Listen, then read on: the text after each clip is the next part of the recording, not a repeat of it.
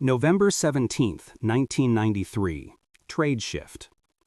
The vote in the United States House of Representatives to pass the North American Free Trade Agreement implementing legislation marked a major shift in modern economic policy. The chamber approved the measure after months of public debate, strong lobbying from business groups, firm support from the Clinton administration, and vocal resistance from labor unions and several lawmakers who feared job losses. The vote signaled a clear move by the United States to deepen economic ties with Canada and Mexico through a wide-ranging trade framework that lowered tariffs, set common rules, and opened markets across the continent. The historical significance of the House vote rests first in the scale of the agreement itself. NAFTA covered three large economies that produced a vast share of global output in the early 1990s. The accord created one of the largest free trade zones in the world at the time. It removed or scheduled the removal of tariffs on thousands of goods, set rules for service industries, addressed intellectual property, and established mechanisms to settle disputes.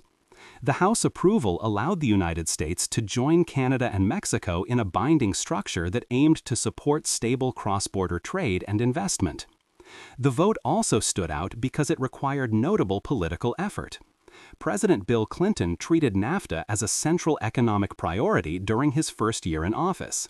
He worked with members of Congress from both parties, even though the agreement had first taken shape under President George H.W. Bush. The final House vote was 234 to 200, with strong support from Republicans and a split among Democrats. This coalition showed how trade policy could cross party lines when lawmakers viewed economic expansion as a shared goal. It also showed how trade legislation could divide members who faced pressure from industries and workers in their districts. The House passage carried immediate impact for U.S. relations with Canada and Mexico. The agreement promised clearer rules for exporters, lower costs for manufacturers that relied on cross-border supply chains, and more predictable conditions for foreign investors. Many companies in autos, agriculture, and textiles expected gains from easier access to neighboring markets. The vote signaled that the United States wanted to support closer regional production systems and to strengthen economic links that had been growing since the 1980s. The decision also held symbolic weight. The Cold War had ended only a few years earlier, and the United States was adjusting to a new global landscape. The House approval of NAFTA pointed to a belief that open trade could support economic strength and help shape stable relations in North America. It also suggested that lawmakers viewed market integration as a tool to support growth in Mexico, which had pursued economic reforms and sought deeper ties with its northern neighbors.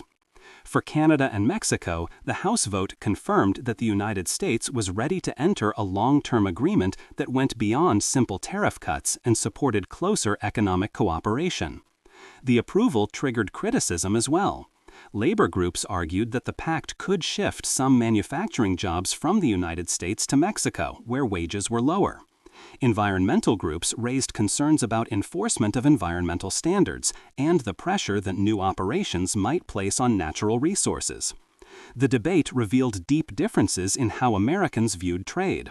Some saw it as a path to growth and lower consumer prices, while others feared uneven effects on workers and small communities.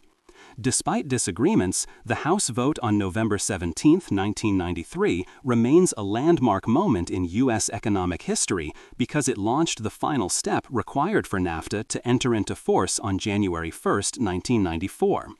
Once implemented, NAFTA reshaped trade flows across the continent, supported the expansion of supply chains, and influenced later trade agreements. It showed how legislative action could guide large structural changes in the economy and how trade decisions made in Washington could affect farms, factories, and businesses across the country. The passage stands as a clear example of how a single congressional vote can set the stage for major long-term changes. It confirmed the United States' decision to strengthen economic ties with its neighbors and to support a more integrated North American market. The effects of that choice continued for decades and shaped many debates about trade policy that followed.